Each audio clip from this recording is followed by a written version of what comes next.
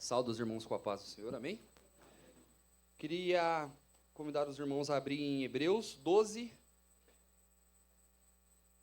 Vou iniciar lendo do versículo 1 até o versículo 6. Portanto, também nós, uma vez que estamos rodeados por tão grande nuvem de testemunhas, livremo-nos de tudo que nos atrapalha, né? Algumas versões vai estar embaraços, e do pecado que nos envolve. E corramos com a perseverança a corrida que nos é proposta. Versículo 2. Tendo os olhos fitos em Jesus, autor e consumador da nossa fé. Ele, pela alegria que lhe fora proposta, suportou a cruz, desprezando a vergonha, e assentou-se à direita do trono de Deus. Versículo 3. Pense bem naquele que suportou tal oposição dos pecadores contra si mesmo, para que vocês não se cansem e nem desanimem. Na luta contra o pecado, vocês ainda não resistiram até o ponto de derramar o próprio sangue. Vocês se esqueceram da palavra de ânimo que ele lhes dirige como a filhos? Meu filho, não despreze a disciplina do Senhor, nem se magoe com a sua repreensão. Versículo 6. Pois o Senhor disciplina quem ama e castiga todo aquele a quem aceita como filho. Amém? Os irmãos podem se assentar? Eu tive a oportunidade de pregar no último culto do ano e estou fechando, né, o mês de aniversário da igreja também, né? Hoje é o último culto deste mês, de janeiro.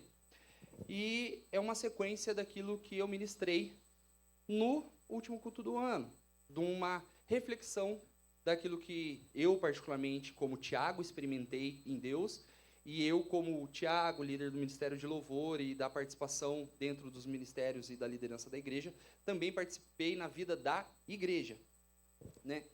E eu lembro de ter falado que nós fizemos grandes avanços na parte da organização eclesiástica, né? na parte da organização da igreja, e particularmente em todas as coisas que eu mesmo me propus a fazer em favor do ministério ao qual eu lidero, e das outras responsabilidades que foram me confiadas, né, com relação à contabilidade, à gestão de finanças, compras, tudo isso que engloba, fora as outras coisas que foram sendo atribuídas no caminhar de 2025. E eu lembro também que eu comentei, né, que mesmo com tanta coisa feita, palpavelmente falando, né, a gente investiu em equipamentos para o grupo de louvor, em sistemas para a igreja, em tantas outras coisas. Ainda assim, quando eu fui, né, conduzido, creio eu, por Deus, para refletir sobre 2025 e tudo aquilo que eu produzi, versus aquilo que eu me propus a produzir, o resultado estava legal. Mas quando eu fiz uma comparação entre o que nós produzimos internamente, né, eu, Tiago, como indivíduo, e nós, como igreja Batista Filadélfia Taquaral, o que nós produzimos em favor do reino, e aí quando eu falo em favor do reino, é das vidas a serem alcançadas lá fora, não foi um resultado tão positivo ou até muito, muito aquém daquilo que eu creio que Deus espera de nós como igreja, né? Nós fomos chamados a pregar o evangelho. Isso é uma ordem, isso não é uma sugestão. Ide, é imperativo, é para ir, é para pregar o evangelho a toda criatura. Mas, né, a gente acabou, e eu particularmente, acabei entendendo que eu fiz muito em favor da Batista Filadélfia Taquaral, em favor da nossa estrutura, em favor da eclésia, do funcionamento da igreja. Mas em favor do reino, o resultado não foi tão positivo. Então eu comecei a buscar em Deus, mas o que mudou do resultado? Eu atingi tudo o que eu esperava atingir em 2025, mas a sensação de faltou, e talvez para mim, Tiago, faltou bastante, me incomodava. E aí eu voltei para 2024, que foi onde eu comecei a me preparar para as coisas que eu queria fazer em 2025. E o resumo de 2024 foi muito jejum, muita oração, muita busca. E quando eu fui analisar 2025, preso a tantos afazeres, essas coisas foram deixadas de lado. Então, a devocional, como eu tinha compartilhado com vocês, o grupo de louvor, a gente tem uma escala devocional diária. Dá para contar nos dedos, de uma mão talvez, quantas eu fiz no ano. Quantos momentos eu tive de leitura da palavra. Graças a Deus eu consegui terminar mais um ciclo de leitura da Bíblia. Mas se eu tivesse me empenhado mesmo na leitura, Talvez eu já estaria na metade da terceira leitura neste período. Mas quando eu cheguei no final do ano, eu vi que aquilo que me levou a buscar, aquilo que me levou a fazer, que foi a comunhão com Deus e a direção de Deus para todas as coisas, eu acabei deixando pelo fazer. Então, na reflexão, no entendimento, eu falei, Senhor, né? E aí eu trouxe o texto de Lucas 11:42, que o próprio Jesus vai exortar os fariseus. Vocês dão o dízimo, mas não deixem de praticar a justiça e o amor de Deus. Então não é para deixar de fazer o que precisa ser feito, mas a gente não pode esquecer do principal, da comunhão com Deus. No caso, Jesus está falando da justiça e do amor para os fariseus. O fariseu dava o dízimo até da hortelã, separava lá a folhinha. Jesus vai dar o exemplo. Mas a prática daquilo que é realmente amar o próximo, daquilo que é misericórdia pelo próximo, isso foi deixado de lado. E eles se vangloriavam por isso. Então, se eu não tivesse sido chacoalhado pelo Espírito Santo com esse entendimento, talvez eu poderia chegar no final do ano me vangloriando. Olha quanto investimento nós fizemos no grupo de louvor. Olha quantas coisas nós iniciamos, a forja. Olha quantas coisas nós fizemos aqui, reforma e tudo mais. Eu poderia me vangloriar nisso. E eu não tive uma repreensão de ter feito, mas eu tive um alerta de ter abandonado aquilo que era para ser primazia. Mas eu também deixei claro que mesmo com esse entendimento, que 2026 não ia ser um ano que a gente ia deixar de fazer coisas. Pelo contrário, elas aumentariam. Mas a questão é, nós faríamos mais coisas sem abandonar as outras, como Jesus falou aos fariseus. E eu quero seguir nessa linha, da gente entender, da gente abraçar essa visão de 2026 tem muito mais para ser feito. Eu não sei se vocês repararam nos primeiros cultos deste ano, quantas pessoas visitaram a nossa igreja. Tinha culto que tinha em torno de 5, quase 10 visitantes em um mesmo culto. Isso foi só o começo do ano. Então nós temos visto a boa e poderosa mão de Deus ao nosso favor. E também um alerta. E se eu enviar, vocês estão prontos? Né? Nós temos revisado questões com a portaria, temos revisado questões com várias áreas, porque vai ter um estudo que vai falar que o que determina se um visitante permanece ou não numa igreja são os primeiros 30 segundos. É a chegada, é como ele é recepcionado, é como ele é acolhido dentro desse ambiente. E nós tivemos bons testemunhos assim dos próprios pastores que pregaram. Porque, para a glória de Deus, nós somos uma igreja acolhedora. Mas nós também precisamos fazer outras ferramentas funcionarem para ficar mais fácil esse fluir no acolhimento, no cuidado, na atenção que a gente precisa dar para essas vidas que estão chegando. Então, eu creio que Deus nos deu um alerta de, realmente, teremos muito mais a fazer. Mas nós precisamos estar alinhados com aquele que nos chamou a fazer. E eu só me alinho com aquele que nos chamou a fazer, eu só me alinho quando eu oro, quando eu jejuo, quando eu leio a palavra, quando eu busco a santificação. Então, esse foi o entendimento para 2026. E queria deixar claro para vocês, pelo visto, o aval de Deus é a mesma direção. Teremos muitas coisas a serem feitas. Amém? Então, com base nesse texto que eu acabei de ler, né, de Hebreus 12, a gente precisa entender 3 etapas, pelo menos. A primeira é entender os impedimentos do avanço e crescimento interno e externo, tanto da sua vida, da minha vida, como da igreja. Né? Como eu, Tiago, cresço, eu com Deus, como eu, Tiago, cresço com a igreja, e como eu, Tiago, cresço em favor do reino. E aí a gente não está falando de uma bandeira, né? de uma denominação. A gente está falando do reino. E assim, cada um de nós. Então, no versículo 1 vai falar assim, portanto, também nós, uma vez que estamos rodeados por tão grande nuvem de testemunhas, livremo-nos de tudo aquilo que nos atrapalha e do pecado que nos envolve, e corramos com perseverança a corrida que nos foi proposta. Então, o primeiro detalhe está, a gente também está envolto numa nuvem de testemunhas. Pode conversar com cada um aqui dentro e vai ter pelo menos um testemunho a dar em favor daquilo que Deus fez na vida. Cura do câncer, o sustento em todo o processo. Porque não é só ser curado. E a força para aguentar todo o processo? A gente sabe. Né? Eu passei com a minha mãe lá em casa, a gente acompanhou a Ana Cristina. É pesado. Mas nós podemos testemunhar. Quantas curas, quantas portas de emprego abertas, quantas transformações, quantas coisas novas o Senhor fez nas nossas vidas. Então, nós estamos envoltos nessa nuvem de bons testemunhos daquilo que Deus fez.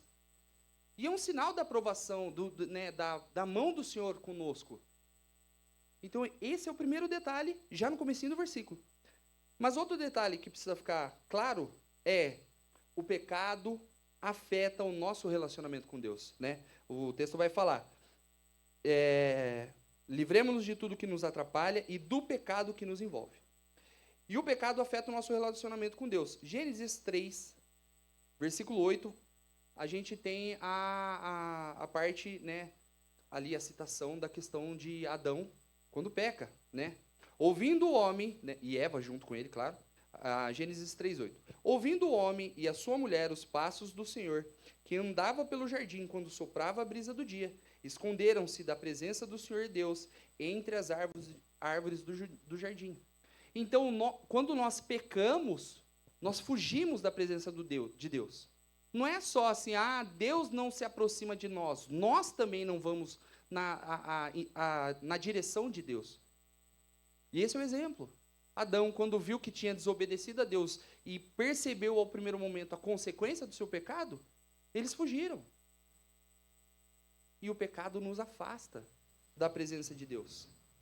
E como que a gente vai servir a Deus e cumprir tudo aquilo que Deus tem falado com clareza, conforme Ele espera que nós façamos, se nós não temos relacionamento com Ele, se nós não o buscamos? Nós podemos chegar no final de mais um ano com tantas coisas feitas e, ao mesmo tempo, nada feito. Tanta energia gasta em vez de tanta energia investida. Então, o pecado vai atrapalhar aquilo que nos leva a compreender aquilo que Deus espera. Vai atrapalhar nossa comunhão. Mas, o texto tem um detalhe importante. Muita coisa, né? O texto vai falar sobre o que atrapalha e o pecado. Ou seja, muita coisa não é pecado e mesmo assim pode nos atrapalhar. Tem muita coisa que, moralmente, eticamente falando, está tudo certo. Honesto, uma boa pessoa, de boa convivência. Mas isso pode estar atrasando aquilo que Deus tem para fazer, vai tornando vagarosa. Uma versão vai falando, né, daquilo que atrapalha, ou seja, tornar vagaroso. Não é que impede totalmente, mas aquilo que era para você avançar em 1 ano, você vai demorar 3, 4. Porque você está rodeado de coisas a fazerem.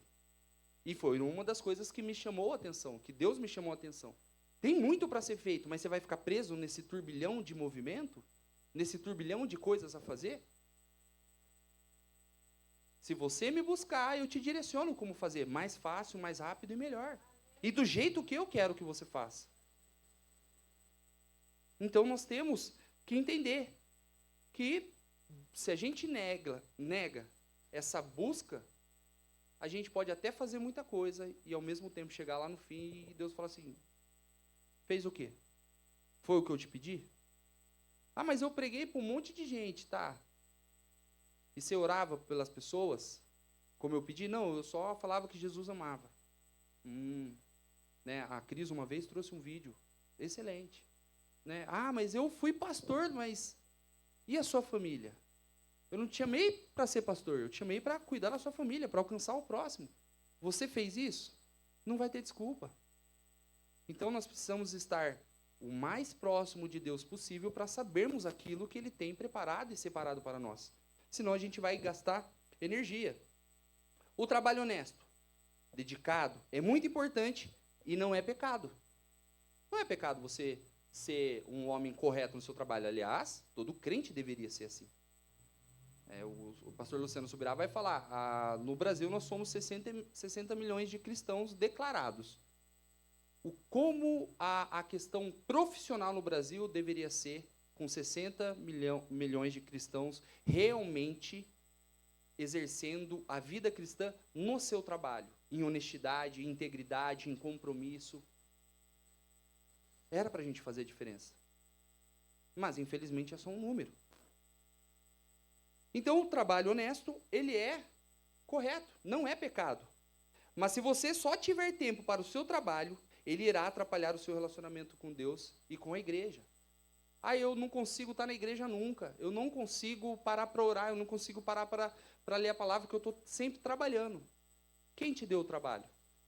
Quem te deu força para trabalhar? Aí a gente fica com a bênção e esquece do dono da bênção. É pecado trabalhar? Não.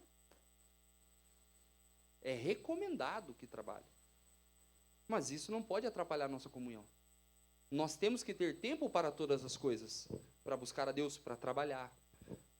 A família é plano de Deus.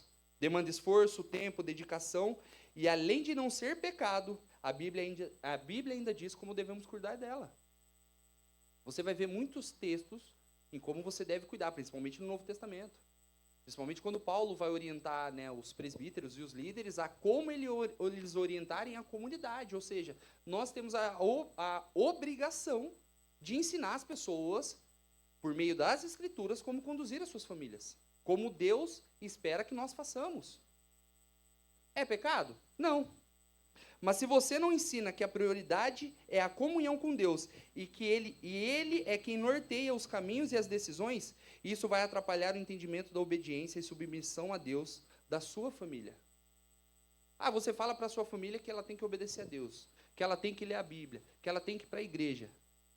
Mas na primeira oportunidade você falta, por qualquer evento. Você não ora na frente dos seus filhos. Você não discute, não conversa da palavra na frente dos seus filhos com a sua esposa.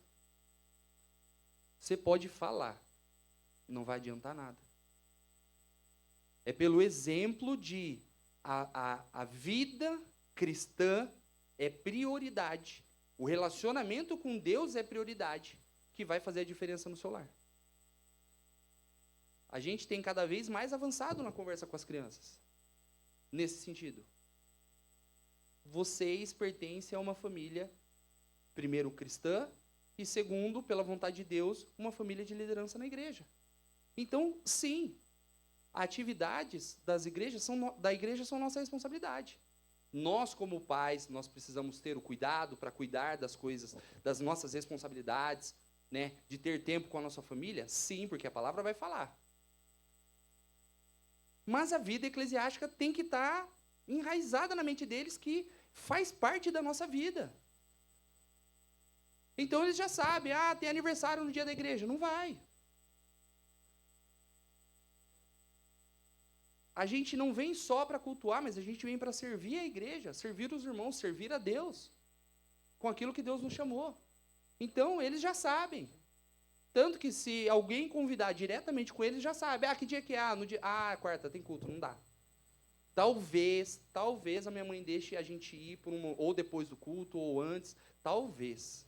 Mas eles já sabem que o normal é não estar. Esse é o padrão. Pode parecer radical? Pode. Mas isso vai fazer a diferença no futuro. Toda a diferença no futuro. Então, nós devemos cuidar da nossa família, nós devemos ter tempo, sim, porque demanda tempo, demanda esforço. Só que se você não ensinar que o reino, como a palavra diz, é prioridade, deve ser buscado primeiro do que as outras coisas, você pode falar e não vai adiantar. A palavra vai falar, ensina a criança no caminho. Não é o caminho, não é assim, você aponta para onde a criança tem que ir. É você anda e vai trazendo junto. É no caminho, você está andando. Então ela vai ver o que você está fazendo. Ela vai acompanhar a sua caminhada. E ela vai entender o processo. Agora, só falar, não, você vai para o culto. Não, é você que ora, é você que jejua, é você que faz isso. Se ela não vai respeitar você, imagina Deus. Se você não ensinar que você é temente ao Senhor, ela também não vai ser. É difícil quando a gente tenta dar o melhor exemplo. Já é difícil fazer trazer essa formação nos nossos filhos. Imagina se a gente não faz. Então, você não convence aos seus que a vida congregacional e o servir a Deus é inegociável se você mesmo, por qualquer motivo, falta com o seu compromisso e dá mais valor às atividades cotidianas. Você não vai convencer ninguém. Muito menos os seus. Muito menos os seus. Mas, é só a vida cotidiana que pode nos atrapalhar? Não. Até mesmo a vida na igreja. Você serve em vários ministérios, está em todos os cultos. Muito bom. Mas não se relaciona com quem você diz servir. Por que você vai na igreja? Porque Deus me ensinou, Deus me diz que é para ir. Deus me falou isso, Deus me falou aquilo. Mas você lê a palavra? Não. Mas você diz que serve a esse Deus, que colocou todas essas regras sobre você, mas você não faz? Você entendeu o que é servir? É igual a palavra servo. Quando a gente vai para o original grego, é escravo. É que a gente, tem a tradução do servo, que tem essa influência, e a gente vai ter diferenças, classes de servir na palavra, mas ser servo ou ser escravo é a mesma coisa, porque é um dono. Você entregou a sua vida para Deus, então ele é dono dela. Aí você diz que faz isso, faz aquilo em favor do reino, mas você não se relaciona. Como pode ter certeza de que tudo aquilo que você está fazendo em favor do reino é aquilo que Deus espera de você? Você não sabe. Você não tem comunhão, você não ora, você não jejua, você não busca Deus, você não busca os dons do Espírito Santo. Aí sabe o que pode acontecer? Com tanto a fazer, chegar lá no fim e falar assim para Jesus: mas nós expulsamos, eu expulsei em teu nome, eu preguei em teu nome, eu curei em teu nome. Afasta-te de mim, vós que praticais a iniquidade. Eu não vos conheço. Vai adiantar? Tanto fazer? Tanta energia empregada? É por Deus. É por Ele que a gente faz todas essas coisas. Então não faz sentido a gente fazer sem nos relacionarmos com Ele, sem buscarmos a Ele. Até porque, certeza que a gente vai acabar fazendo errado.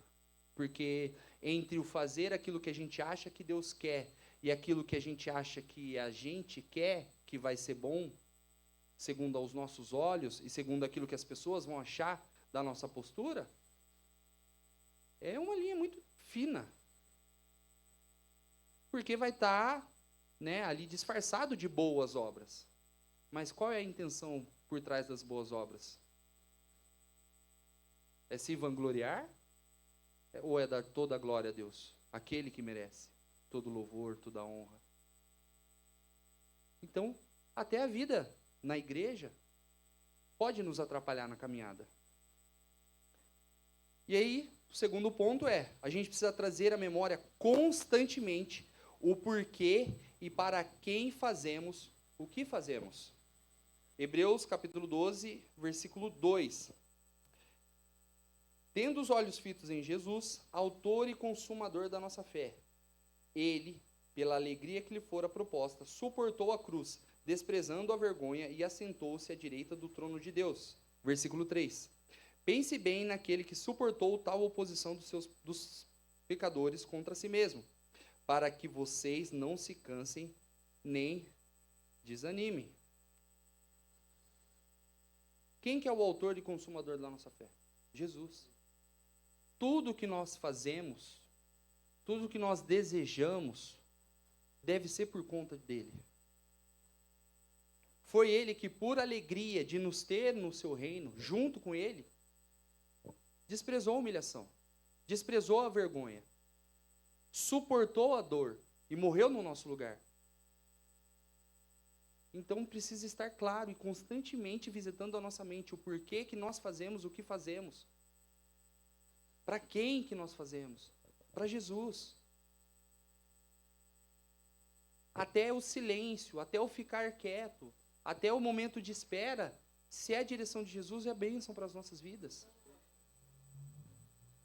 Às vezes a gente fica preso, mas eu não estou fazendo nada, não estou produzindo nada. O que Deus te mandou fazer? O que Deus te orientou a fazer? Eu acho que eu já compartilhei na escola bíblica.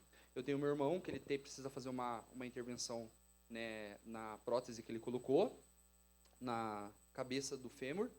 E ele tem essa prótese, ele precisa fazer do outro lado, mas a primeira já não deu muito legal. E ele tem dor. Ele está há mais de 1 ano afastado do trabalho, afastado pelo INSS. Ele sempre foi alguém muito ativo, e ele se vê num momento que ele acaba de receber a Cristo como Senhor, sofrendo altas dores e não podendo ser aquele que traz o sustento para a própria casa. E para um verdadeiro homem, sabe o quanto é custoso não ser aquele que traz a provisão para o seu lar? E ele reclama da dor, mas ele reclama mais de não poder trabalhar, de não poder fazer, de não poder ajudar a esposa. Às vezes ele fala, cara, às vezes eu estou em casa, eu quero tentar lavar o banheiro, eu não consigo, porque se eu ficar de pé me dói. Mas eu não sei o que fazer. Aí ele fala comigo, eu falo assim, se você estivesse trabalhando hoje, vamos pensar que você já tivesse aceitado a Cristo. Se você estivesse trabalhando hoje, você conseguiria comer a Bíblia igual você está fazendo agora? E orar, e buscar a Deus, e querer saber das disciplinas espirituais, e estudar mesmo, e tirar dúvidas? Você ia conseguir fazer? Ah, não? Então aproveita o momento que Deus está te dando. O que você pode fazer agora? Cara, eu não posso fazer nada. Acabou. Se você não pode fazer nada, acabou o seu problema. Não está mais na sua mão. Deus sabe da sua dor, Deus sabe da sua responsabilidade, Deus sabe do desejo do seu coração. Mas Ele determinou esse tempo para você buscá-lo. Então, aproveite o máximo possível. Busque o máximo possível, leia o máximo possível da palavra. Não negligencie isso. É uma oportunidade.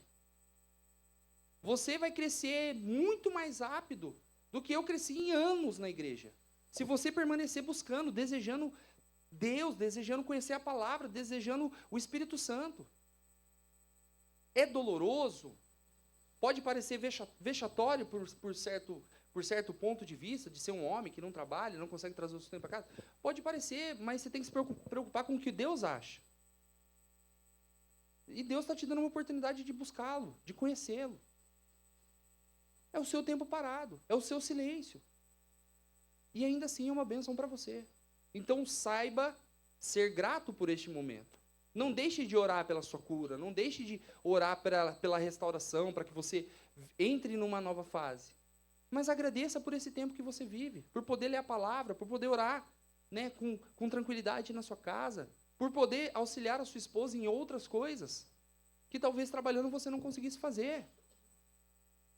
Enxergue a beleza da graça de Deus no momento que você está vivendo, na aflição que você está enfrentando, nas suas lutas. E aí você vê que, né, dá aquela energia, dá aquela disposição. Pô, verdade. Não tinha pensado. Mas eu só poderia falar pelo Espírito buscando o Espírito.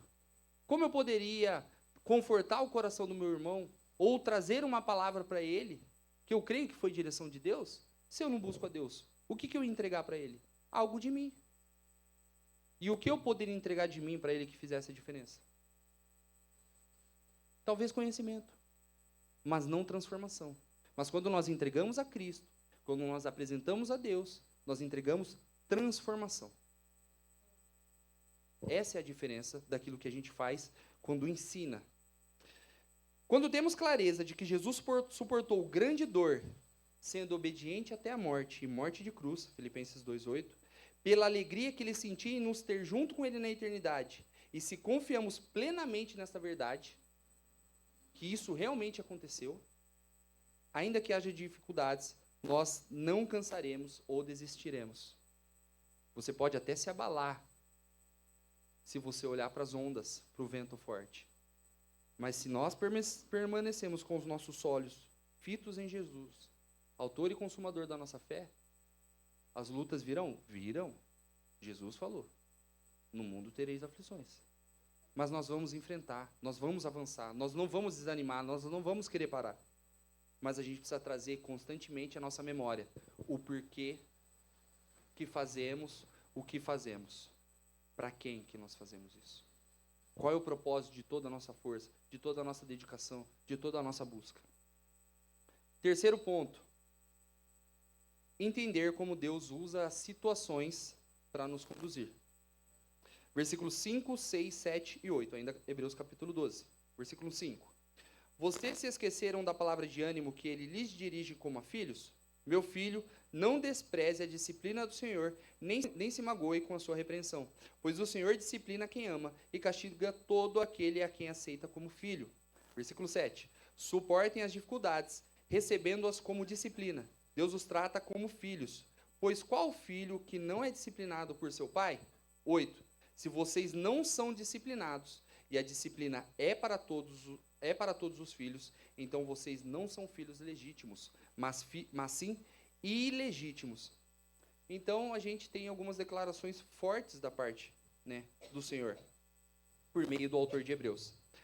Assim como basicamente temos duas causas para nos impedir de crescer, pecado e embaraços, ou aquilo que nos atrapalha, distrações, né? Você pode escolher qualquer palavra que sirva para te tirar do propósito que Deus te colocou, sem ser o pecado. Nós também temos basicamente duas maneiras de Deus nos conduzir nessa corrida que nos foi proposta: a disciplina e o castigo. A disciplina é como Deus nos instrui como, quando e o que fazer, seja por meio da leitura bíblica, ou pela pregação, ou pela oração, ou até mesmo através da vida de um irmão, por meio dos dons do Espírito. Mas um detalhe importante: a disciplina como instrução vem antes de agirmos. Às vezes a gente lê, Deus disciplinou lá, e a gente acha que, nossa, Deus foi com fúria para cima. Não, a disciplina está relacionada ao ensino, à instrução. E se é instrução, é para antes da nossa ação. Então precisa ficar claro, Deus vai usar também, basicamente, de duas maneiras: disciplina e castigo. E a gente não deveria ficar magoadinho quando Deus nos disciplina ou castiga. Deus nos trata como filhos. E como um bom pai, ele disciplina e castiga a quem ele ama. E se você não é disciplinado ou castigado pelos seus erros, a palavra está falando que você não é filho. Eu lembro uma vez que, na verdade, algumas conversas que eu tive com a Mariana, né, que a gente, às vezes, atribui algumas ações que as pessoas tomam, e aí a gente fala assim, mas a pessoa vai passar ruim, vai viver o pior, porque saiu da direção de Deus, saiu do propósito, saiu do foco e tudo mais, e é lógico que a vida não vai andar. Aí eu falei, quando é assim ainda é bom. Sabe por quê? Porque se a pessoa sai da presença de Deus e a vida começa a andar, ela nunca mais volta. Porque ela vai achar que realmente aquilo estava errado. E o inimigo pode te enganar, achando que a bonança, a prosperidade, a riqueza, agora sim é a bênção do Senhor. Nem sempre. Porque Deus corrige o filho que ama. E se ele não ama, e se ele não corrige, é porque ele não te trata como filho. Então, você está entregue aos seus próprios desejos. Então, quando alguém decide escolher pelas próprias, decisões, pelo próprio vão entendimento, se apoiar no seu próprio vão entendimento, e é castigado, é disciplinado por essas escolhas, glória a Deus. Que pela dor ele vai ter uma oportunidade de voltar para o lugar de Deus. E como eu falei, até o castigo, até a disciplina, até o silêncio, se vem da parte do Senhor, é bênção para nossas vidas, é crescimento. Agora, se a pessoa sai da presença de Deus e a vida dela anda, raciocínio é prático. Não, eu estava errado. Foi só eu sair que deu certo. Será? A palavra vai falar que entregou os homens ao próprio desejo. E eles vão para o inferno no final de todas essas coisas. Então precisamos estar atentos a isso.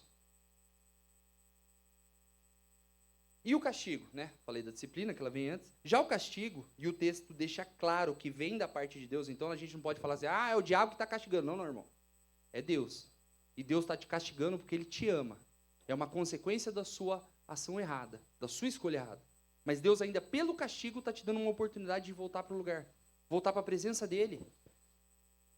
Embora doloroso, pesado e muitas vezes vexatório, ou seja, que envergonhe a pessoa que está passando por esse castigo, também é usado em favor do nosso crescimento, pois as consequências das nossas escolhas erradas também vão nos ensinar o que não fazer para não passarmos pela mesma situação novamente.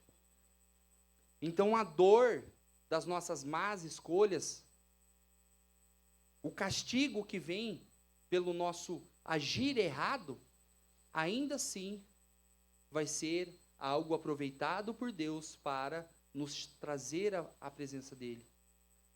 Porque Deus corrige a quem ama. Deus castiga a quem ama. Deus disciplina quem ama. Mas qual é a diferença? A disciplina, como instrução, ela vem antes. O castigo é consequência. Então vai vir depois. Mas esteja atento. Nossa, deu uma mancada e agora as coisas não andam. O que Deus está querendo dizer com isso? O que Deus está querendo dizer? É muito melhor uma provação, uma dificuldade nas mãos de Deus do que toda a riqueza no inferno. Não tem comparação. Então, como um filho que obedece o pai e que ama, nós obedecemos os nossos pais terrenos, que muitas vezes vão decidir não porque a palavra diz A ou B, mas pelo aquilo que eles acham que é certo ou errado. E nós obedecemos. Quanto mais a Deus, o texto vai continuar dizendo isso. Quanto mais a Deus nós deveremos obedecer. Nós somos corrigidos pelos nossos pais por um curto período de tempo, por aquele propósito ali específico. Mas a correção de Deus é pela nossa eternidade. E a gente traz de novo a memória, por que nós fazemos, o que nós fazemos. E aonde eu falei que eu preciso voltar para a presença, para buscar a Deus. Está sendo disciplinado? Atento à disciplina, à instrução do que Deus dá. Para você não sofrer a consequência do castigo. Nós precisamos estar atentos com aquilo que Deus vai ministrando na nossa caminhada.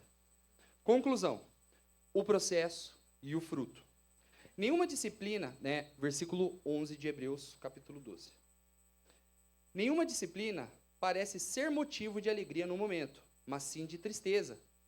Mais tarde, porém, produz fruto de justiça e paz para aqueles que por ela foram exercitados.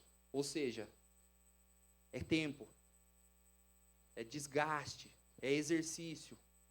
Não é... Às vezes você aprende rápido. Nossa, falei, Deus já chamou a atenção, aí você já corrigiu a rota. Tem coisa que a gente é mais teimoso para mudar, para aceitar, para entender que é Deus. Às vezes a gente acha que é o acaso, porque é contra a condição, é porque é o país, é por conta das finanças.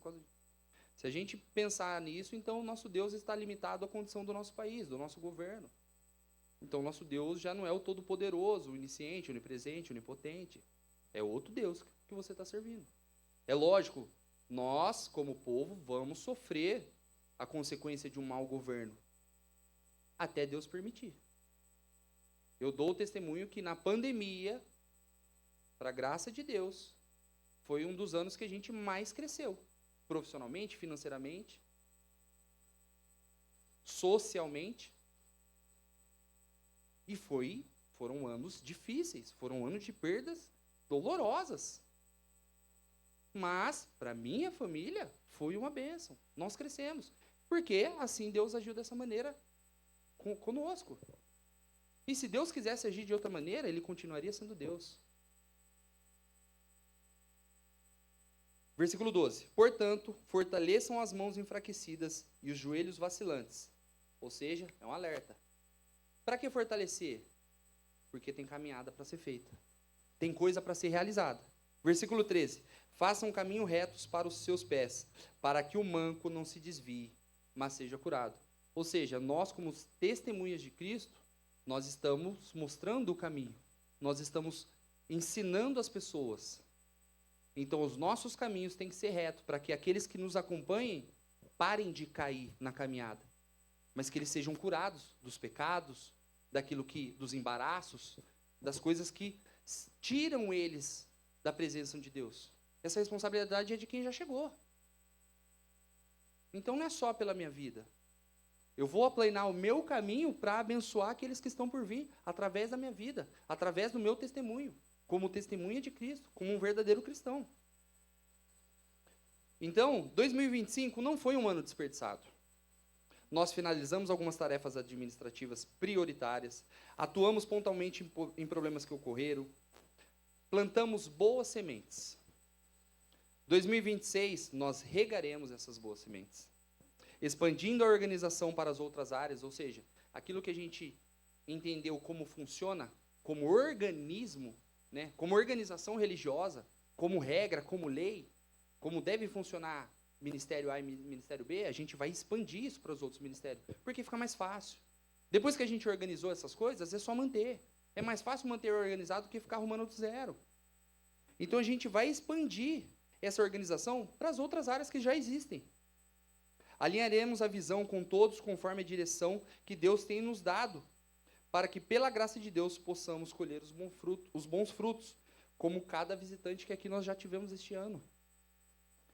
Né? Ainda este ano. Nós, ano passado, plantamos, esse ano vamos regar, e pela graça de Deus, pela misericórdia, quem sabe nós já não começamos a colher os frutos esse ano. Mas tudo isso sem deixar de plantar boas sementes, sem deixar de plantar novas sementes. Porque se a igreja vai crescer, a gente precisa estruturar outras coisas. A gente precisa melhorar outras coisas. A gente precisa implementar outras coisas. Novas coisas são novas sementes. O agricultor, ele não planta, colhe, come, e aí depois ele vai plantar de novo. Porque senão ele vai ter que ficar todo o tempo até sair o próximo fruto para ele comer. Então é plantação, cuidado, colheita e plantação ao mesmo tempo. Então a gente vai avançando. Mas tudo isso sem deixar as primeiras coisas, as principais coisas, que é buscar a Deus. Até porque, se a gente não buscar a Deus, se a gente não viver aquilo que Deus tem nos direcionado, nós não vamos conseguir trazer vocês para a mesma visão. Nós não vamos conseguir engajar vocês para o mesmo propósito que Deus tem confiado a nós como liderança. Então, nós precisamos buscar para entregar. Amém? Agradeço a oportunidade, espero que essa palavra multiplique, cresça e dê frutos no seu coração e que a gente possa crescer em 2026. Plantando boas sementes, regando aquilo que nós já plantamos e, pela graça de Deus, colhendo os bons frutos. Amém? Deus abençoe a todos.